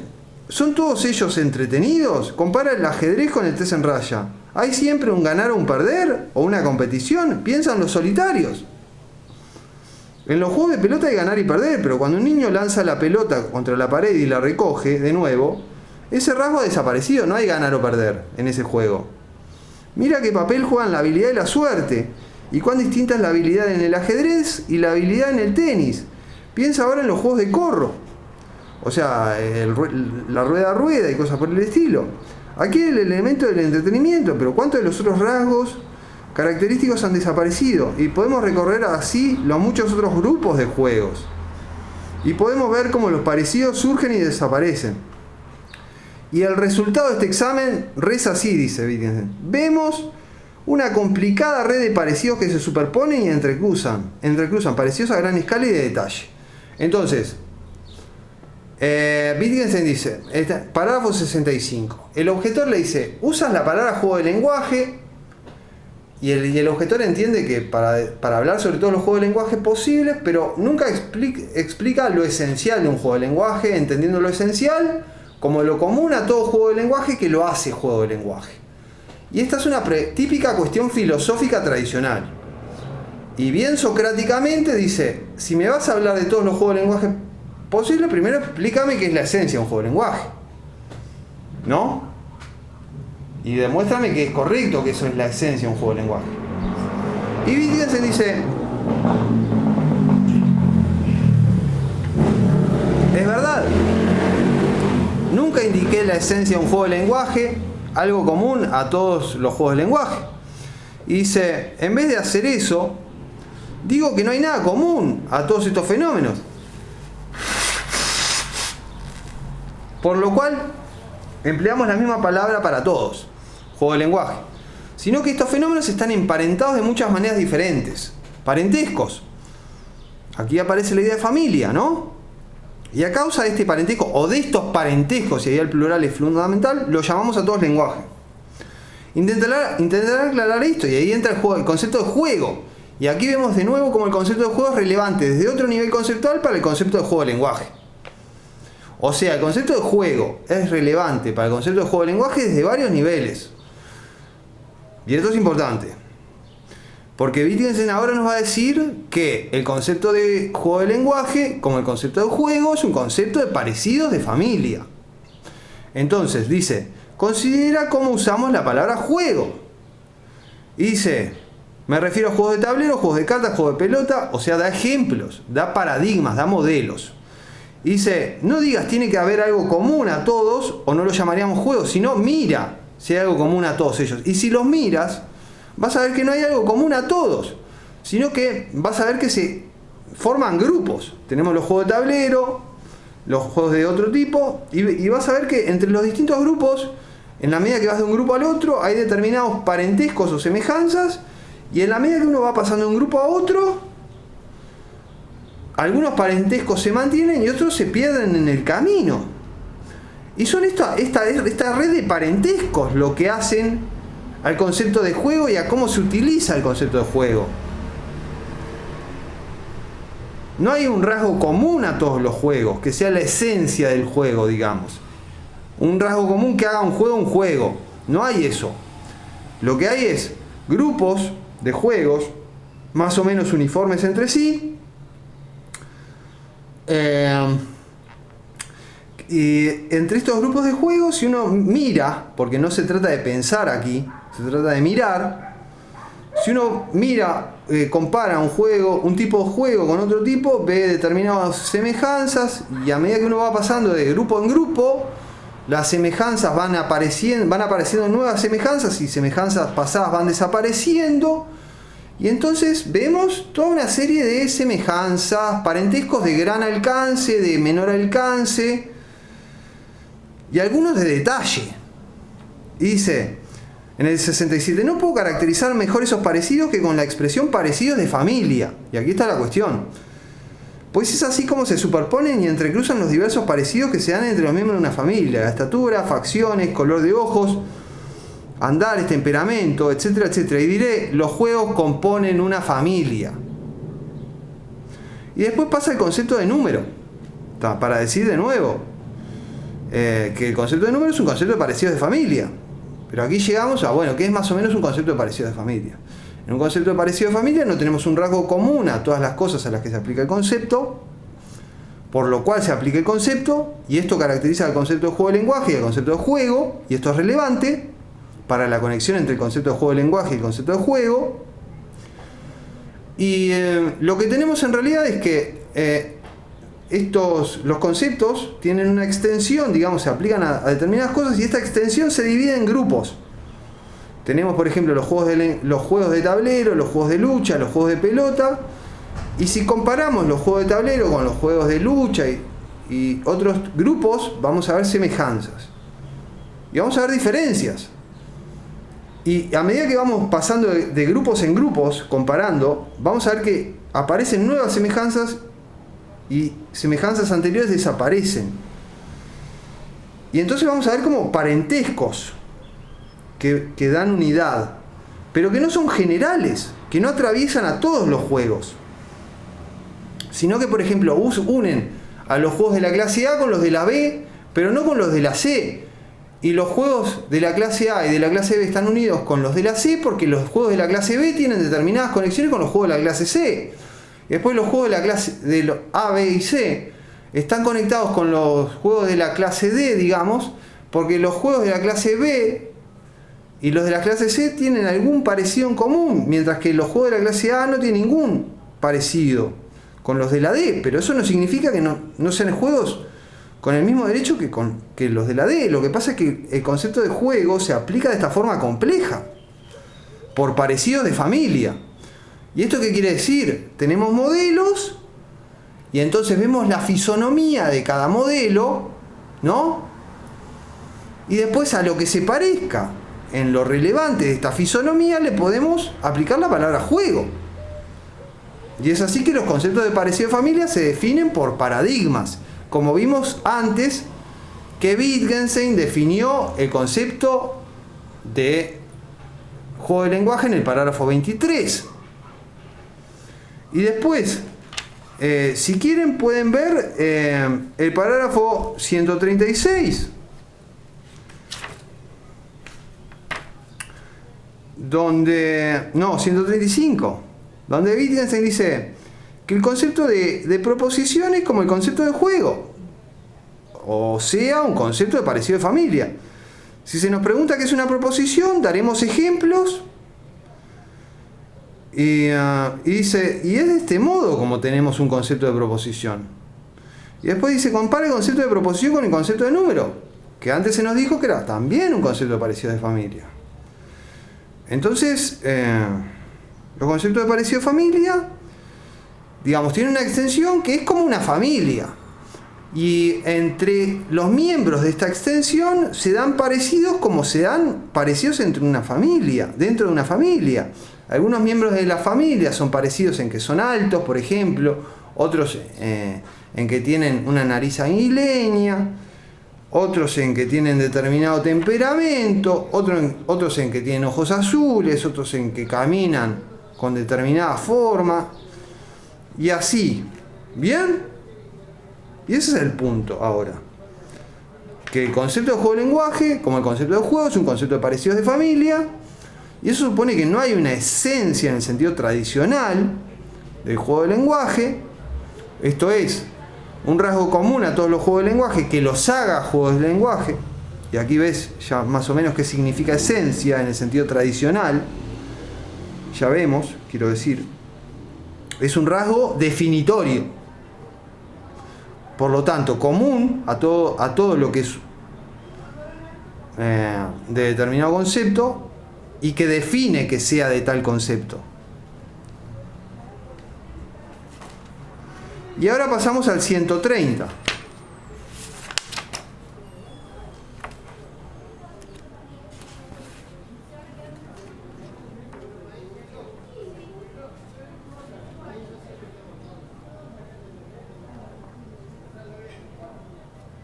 Pero llegamos a cosas importantes, ¿no? El concepto de proposición es un concepto de parecido de familia. Imagínense. O sea que ya hay una ruptura gigante con el Tractatus, el concepto de lenguaje también. Entonces, fíjense en Tractatus y van a ver que el Tractatus está en las antípodas de esto.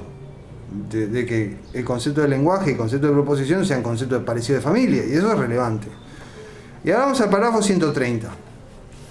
Nuestros claros, y fíjense que dice nuestros, 130, Nuestros claros y simples juegos de lenguaje, que son imaginarios y por eso son claros y simples y nuestros, ¿no?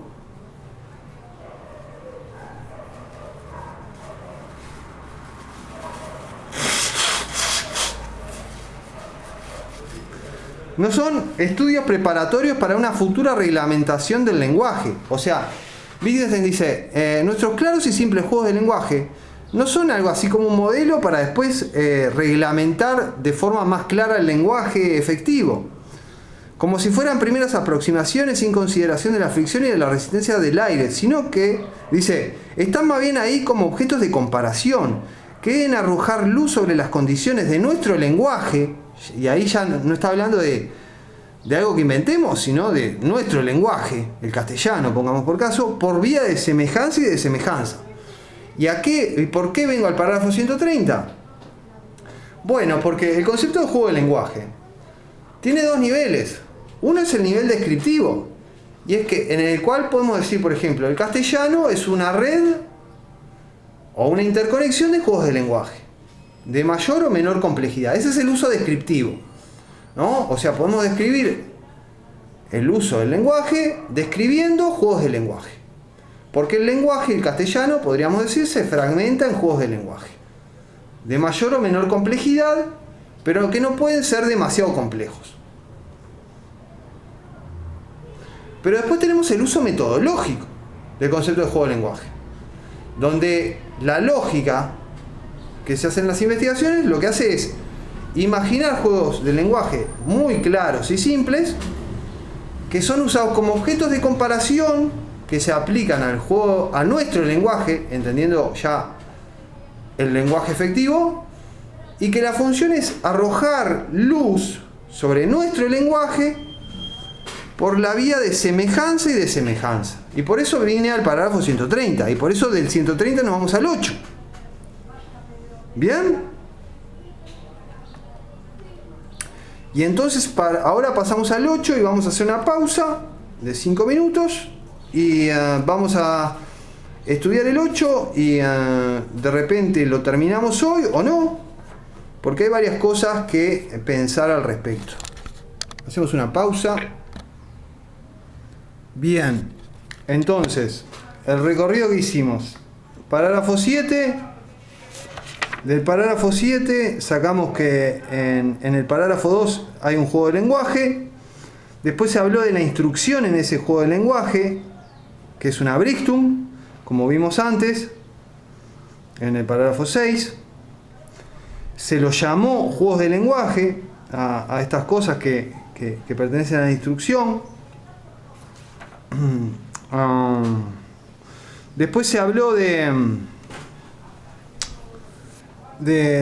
los juegos con los cuales los niños aprenden su lengua materna, y Wittgenstein está pensando justamente en la educación más inicial de los seres humanos, que es una sucesiva ampliación del lenguaje, básicamente, ¿no? Si es que no toda la educación es una ampliación del lenguaje.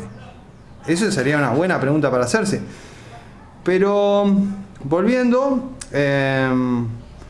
después también indicó que los lenguajes primitivos son juegos de lenguaje. Dio en el parágrafo 7 como modelo de juego, porque el concepto de juego de lenguaje se construye sobre la analogía de hablar un lenguaje con jugar un juego. Dio como modelo de juego los juegos como la rueda a rueda, en alemán Regenspielen, que aquí se traduce como juegos en corro. Y después nos dice que el concepto de juego de lenguaje se aplica a un todo formado por lenguaje y acciones con las que el lenguaje está entretejido, ¿no? Después pasamos al 23. Estoy haciendo como un repaso para no perder nada del recorrido en lo que vamos a seguir ahora, ¿no? Después en el 23 se traza una analogía. Primero se dice, en un nivel de análisis, lenguaje y juego de lenguaje es lo mismo, lo cual es correcto. Con lo cual vemos que en un nivel de análisis, lenguaje primitivo, juego de lenguaje; en otro nivel de análisis, juego de lenguaje y lenguaje es lo mismo. Pero hay otro nivel de análisis en el que un lenguaje no es un juego de lenguaje, porque por ejemplo el castellano no es un juego de lenguaje. Un juego de lenguaje es algo más acotado, más situacional, podríamos decir. Aquí aparecía, por otro lado, que los juegos de lenguaje son comparables con organismos porque nacen, envejecen y se olvidan, y en ese sentido los lenguajes como el castellano son comparables con especies de organismos vivos. Lo cual vinculaba todo con la cuestión de que Wittgenstein estudia el lenguaje como fenómeno espacial y temporal y no de un modo platónico, lo cual tiene relación con su giro heraclitiano para darle la espalda, digamos, a las tendencias altamente platonizantes que hay en el Tractatus, ¿no? Y después en el parágrafo 23, con la palabra juego en cursiva, dice la expresión juego de lenguaje, de poner a relieve que hablar un lenguaje forma parte de una actividad o forma de vida. Y aquí aparecía el concepto de Lebensform. Después fuimos al parágrafo 19, donde se nos dice: imaginar un lenguaje significa imaginar una forma de vida. Entonces no es solo que un juego de lenguaje forme parte de una forma de vida, es una forma de vida. Con lo cual, el concepto de forma de vida aparece como un concepto genérico con respecto al concepto de juego de lenguaje, y lo mismo va a ocurrir con el concepto de práctica. El concepto de forma de vida no define qué es un juego de lenguaje, sino que indica qué género de cosa es. Como cuando decimos un ser humano es un animal o un mamífero, digamos. Y después en el parágrafo 23 teníamos una definición extensional mediante modelos de juego de lenguaje. Se nos dan modelos de juego de lenguaje que podríamos decir también son lenguajes primitivos, lo cual refuerza la idea de que en cierto nivel de análisis los lenguajes primitivos y los juegos de lenguaje son lo mismo, ¿no? Se nos daba una lista de juegos de lenguaje como modelos, para después aplicar, siguiendo estos modelos, el concepto de juego de lenguaje, que podamos a ver que solo así se puede definir el concepto de juego de lenguaje. Y después dice, bueno, es interesante comparar la multiplicidad de juegos de lenguaje con los que los lógicos han dicho sobre el lenguaje. ¿Y esto para qué sirve? Para ver que los lógicos, por así decirlo, en vez de mirar, como va a decir después, cómo es el lenguaje, piensan o especulan sobre el lenguaje. Después pasamos al párrafo 65, donde un objetor imaginario, probablemente el Wittgenstein del Tractatus, pero también podríamos hablar de un filósofo tradicional típico, dice, bueno, tú hablas de todos los juegos de lenguaje posibles, lo cual no es cierto. Wittgenstein habló mucho de juego de lenguaje, pero en ningún momento hizo una afirmación del calibre de ser acerca de todos los juegos de lenguaje posibles, como si hace afirmaciones de ese tipo en el Tractatus, porque en el Tractatus cuando dice la figura es así asá, está diciendo toda figura posible es así asá. Jamás en las investigaciones Wittgenstein hace una afirmación de ese tipo, porque iría a contramano de lo que quiere ser las investigaciones, ¿no? Recordemos un poco. Bueno, este objetor imaginario, que podría ser el Wittgenstein del Tractatus o un filósofo tradicional típico, le dice, hablas de todos los juegos de lenguaje imaginarios, pero en ningún momento dices qué es lo esencial de un juego de lenguaje, entendiendo lo esencial como algo común a todos los juegos de lenguaje y que los hace juego de lenguaje. Y Wittgenstein dice, eso es verdad. Yo digo que no hay algo común a todos los juegos de lenguaje, sino que están emparentados de distintos modos, y a través de estos parentescos les aplicamos a todos la palabra lenguaje o juego de lenguaje. Y se intentaré explicar esto. Y ahí pasa el concepto de juego. Dice, mira los juegos de tablero, los juegos de cartas, los juegos de lucha, ¿no? Grupos de juegos. Parte del hecho de que el concepto de juego, en cuanto a su extensión, se divide en subgrupos. Dice, mira los juegos. Y vas a ver que no hay algo que sea común a todos. Y dice, no digas que tiene que haber algo común, porque si no, no les aplicaríamos la palabra juego, que es la tentación del filósofo tradicional, típicamente socrático. Dice, no pienses, sino mira. Y entonces, Wittgenstein lo hace muy didácticamente, dice, bueno, comparemos los juegos de este grupo con los de este otro. Y bueno, cuando hacemos eso, vemos un montón de semejanzas. Ahora pasamos a otro grupo y muchas semejanzas se pierden y aparecen nuevas. Y pasamos a otro grupo y muchas semejanzas nuevas aparecen y otras se pierden. Y esto es la regla general. Entonces, la conclusión es que hay muchos parentescos entre los juegos de mayor alcance y de menor alcance. Y dice, bueno, en el parágrafo 67... dice, no puedo explicar lo que ocurre con los juegos mejor que con la idea de parecidos de familia, porque los parecidos que se dan entre los juegos son como los parecidos que se dan entre una familia. No hay un parecido de todos los miembros de una familia. Algunos se parecen en la estatura, algunos en las facciones, otros en el color de ojos, pero hay eso, y unifica a la familia. Entonces la unidad de la extensión de un concepto de parecido de familia no se da por un rasgo común a todos los miembros de esa extensión, sino por una serie de rasgos que se van superponiendo, ¿no? Pero que no son comunes a todos. Y el concepto de juego de lenguaje es de este tipo, como el concepto de juego, lo cual de nuevo conecta el concepto de juego de lenguaje con el de juego, pero desde otro lado, ¿no? Por el lado de que el concepto de juego de lenguaje, como el concepto de juego, y esto no es casual, es un concepto parecido de familia. Y esto ya es por la propia construcción del concepto de juego de lenguaje, que se construye a partir del concepto de juego. Después, hablamos del parágrafo de que el concepto de juego de lenguaje tiene un uso descriptivo, y es básicamente la idea de que podemos describir el uso de nuestro lenguaje castellano en términos de se está jugando este juego de lenguaje. Por ejemplo, el juego de lenguaje de contar, cuando le llevo la listita al verdulero 5 manzanas rojas, ¿no? Y cuenta 5 manzanas rojas, aplicando determinadas reglas. Pero también en las investigaciones, el concepto de juego de lenguaje tiene un uso metodológico que tiene que ver con imaginar juegos de lenguaje claros y simples que sirven como objetos de comparación que se aplican a nuestro lenguaje para arrojar luz sobre nuestro lenguaje por la vía de semejanzas y diferencias. Y ahí habíamos quedado, ¿no? En que el concepto de juego de lenguaje tiene estos dos usos, el uso descriptivo y el uso metodológico, que vamos a ver que es un uso lógico. ¿Y por qué terminamos en esto para reenganchar con el 8? Porque a partir del parágrafo 2 se empezó a utilizar un método para criticar la imagen agustiniana del lenguaje que por lo menos va a llegar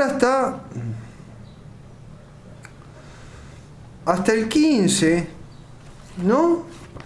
Que es un método que lo que plantea es un juego. Hay una idea filosófica, ¿no? Y en este caso la imagen agustiniana del lenguaje. Se parte de imaginar un juego de lenguaje a la medida de esa idea, ¿no? Y entonces fue que se imaginó el juego de lenguaje del parágrafo 2, donde cada palabra efectivamente es el nombre de algo.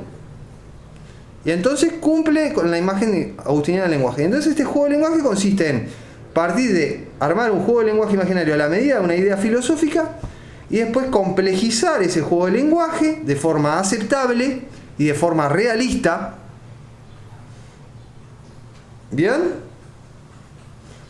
Para mostrar que esa idea filosófica inicial, a medida que uno va complejizando la visualización del fenómeno del lenguaje a través de un juego de lenguaje imaginario, deja de funcionar.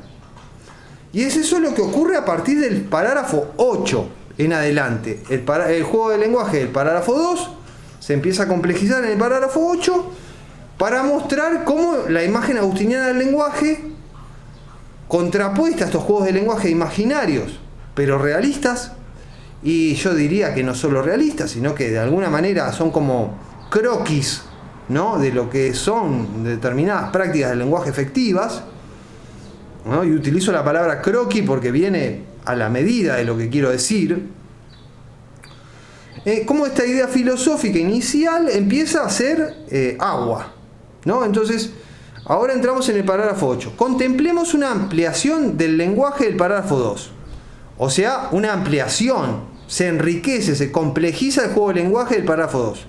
Aparte de las 4 palabras cubo, pilar, etc., contiene una serie de palabras que se usan como el tendero en el parágrafo 1, usó los numerales, puede ser la serie de las letras del alfabeto, y entonces tendríamos solo, dependiendo del alfabeto, pero tendríamos a pocas, podríamos contar hasta 27, 28 objetos, dependiendo del alfabeto, ¿no? Y después, además, 2 palabras que pueden ser allí y esto, o sea, indexicales, ¿no? Allí, un indexical para señalar un lugar, y esto, otro indexical para significar un objeto, ¿no? porque ello indica aproximadamente su finalidad de que se usa en conexión con un ademán demostrativo, y aquí hay un punto, porque losa, por ejemplo, o cubo no se usan con el ademán demostrativo, pero esto sí, y allí también. Losa y cubo se explican con el ademán y se enseñan con el ademán demostrativo. Yo enseño a usar losa y explico cómo se usa losa con el ademán demostrativo, pero en el uso de losa, el ademán demostrativo no es parte. En cambio, en el uso de esto está el ademán demostrativo, y es cuestionable que el ademán demostrativo forme parte de la enseñanza del uso de esto, porque es medio absurdo, ¿no? Que esto se explique diciendo esto es esto. No sé, es como raro, pero eso lo vamos a ver después. Y después, finalmente, una cantidad de muestras de colores, o sea, una tablilla donde tenemos colores. Entonces dice A, porque los personajes son el mismo, el albañil y su ayudante. A es el albañil, B es el ayudante. A da una orden del tipo de losa allí, que vendría a significar 4 losas allí. A la vez le hace ver al ayudante una muestra de color, y con la palabra allí le señala un lugar del solar. Entonces ya tenemos órdenes mucho más complejas. Tenemos una orden como de losa allí, ¿no? Que para que funcione como orden no basta decirla, yo tengo que mostrar el lugar con el ademán demostrativo, allí, ¿no? Y además se piden losas de determinado color, entonces tengo que señalar en la tablilla el color. Y entonces el ayudante toma del surtido de losas una del color de la muestra por cada letra del alfabeto hasta la D, que ya sabemos cómo se utilizan los numerales hasta aquí, ¿no? Se utilizan para contar básicamente. Agarro una losa, digo 1 o A, agarro otra losa y digo B, C, D, ¿no? Y la lleva al sitio que antes A designó, cuando dijo allí. En otras ocasiones A da la orden esto allí, y con esto apunta a una piedra de construcción, etc. ¿Bien? Entonces el lenguaje se enriqueció sustancialmente. Ahora tenemos indexicales, muestras de colores, numerales, ¿no? Ya no tenemos solo lo que podríamos llamar términos generales en el sentido ordinario, ¿no? Como losa. Ahora tenemos cosas más complicadas. Y ahora lo que va a empezar a mostrar Wittgenstein en lo sucesivo, y ahora vamos a recorrer solo el parágrafo 9 porque ya después entran cosas más sustanciales, es cómo la imagen agustiniana ya empieza a hacer ruido, ¿no? Dice, cuando el niño aprende este lenguaje, o sea, el lenguaje de 2, pero con las ampliaciones de 8, donde tenemos además numerales, y allí y esto, y muestras de color, pero es básicamente un lenguaje de órdenes, hasta aquí, ¿no? Después vamos a ver que se va a poder hacer otro tipo de cosas con el lenguaje, pero hasta aquí es solo un lenguaje de órdenes, aún en el 8, ¿no? Dice, cuando el niño aprende este lenguaje, el aprendiz, digamos, el aprendiz del albañil aprende este lenguaje, tiene que aprender de memoria la serie de los números ABC, y tiene que aprender su uso. Y acá viene un punto, porque losa, como vimos, antes se aprendía con lo que Wittgenstein llamaba enseñanza ostensiva de las palabras, ¿no? Y era que se señalaba una losa y se decía losa. Dice, se encontrará también en la enseñanza de los numerales una enseñanza ostensiva. O sea, se aprenderá a usar los numerales mediante una enseñanza ostensiva. Y ya acá es complicado decir que sí. Porque fíjense que estos numerales se usan para contar. ¿Cómo enseñamos ostensivamente cómo contar? Bueno, tal vez contando. Pero aprender a contar, viendo a alguien contar, ya es un aprendizaje muy complejo del lenguaje. Entonces dice, ¿se encontrará también en esta instrucción la enseñanza ostensiva de las palabras? Dice, bueno, se señalan por ejemplo losas y se cuenta ABC losas. Más similar a la enseñanza ostensiva de las palabras cubo pilar sería la enseñanza ostensiva de los numerales que sirven no para contar, fíjense, cuando en realidad la función aquí de los numerales es contar, sino para designar grupos de cosas captables con la vista.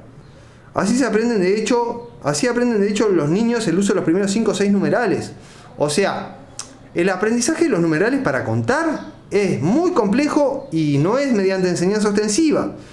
Lo que así se aplica en enseñanza ostensiva es el aprendizaje de los numerales, pero no para contar, sino para señalar grupos de cosas de n cosas. O sea, uno aprende el número n losas, mediante enseñanza ostensiva pues se le señalan n cosas, n losas pongamos por caso. Y dice, así aprenden de hecho los niños el uso de los primeros 5 o 6 numerales. Dice, se enseñan así también allí y esto ostensivamente. Con lo cual ya vemos que la cosa se va complicando, ¿no? O sea, allí y esto también son objeto de enseñanza ostensiva. Es raro, esta pregunta es rara, ¿no? Imagínate cómo podría, y ahí está el punto, que imagínate cómo podría enseñarse su uso. Se señala con ellos a lugares y cosas. Pero aquí este señalar ocurre también en el uso de las palabras y no solo en el aprendizaje del uso. Y acá ya hay una diferencia. Y por eso es bueno que nos detengamos aquí. Tenemos una diferencia categorial entre esto y allí y losa. Porque losa y cubo y pilar se aprenden y se enseñan con el ademán demostrativo.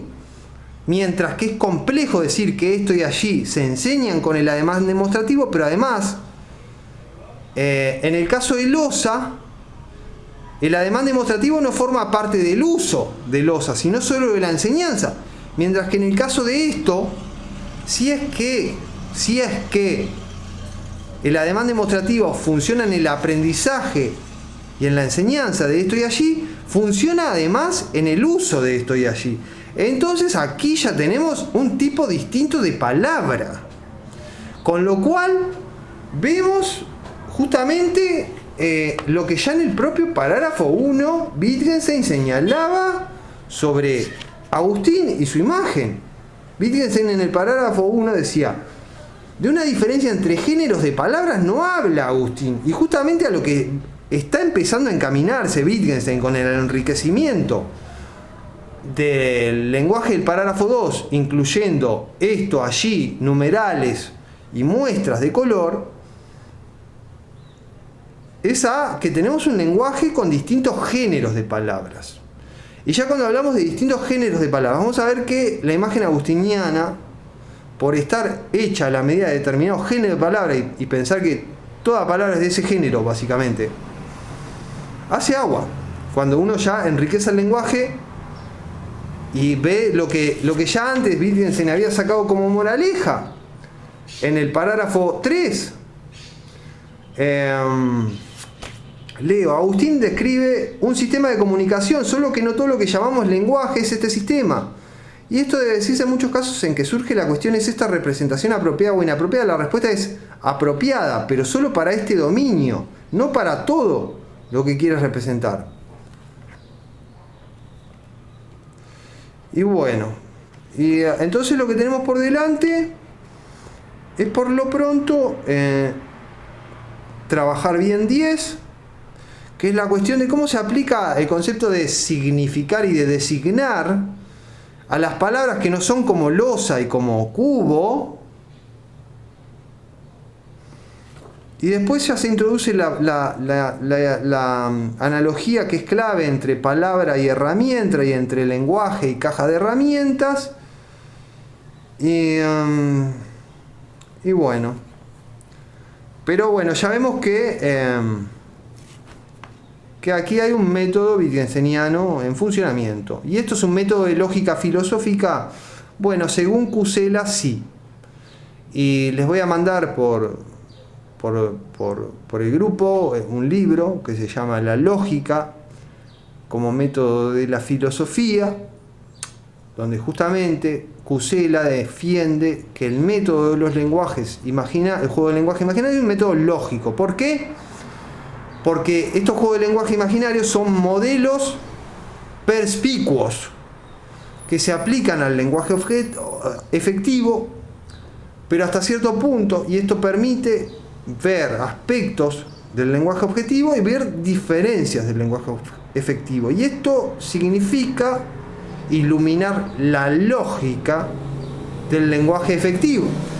Y en ese sentido, con este método de los juegos de lenguaje imaginarios, que casi siempre son lenguajes primitivos o muy básicos, porque aún el lenguaje enriquecido del parágrafo 8 sigue siendo básico en comparación a lo que es el lenguaje que se usa en una obra de construcción en general. Y además es solo un lenguaje de órdenes, ¿no? Tengan siempre presente eso.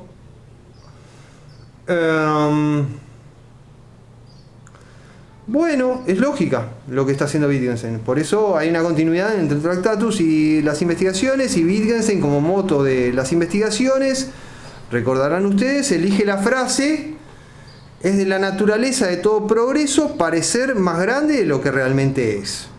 Y bueno, como que con esto por hoy terminamos. Entonces empezamos en el parágrafo 10 la próxima.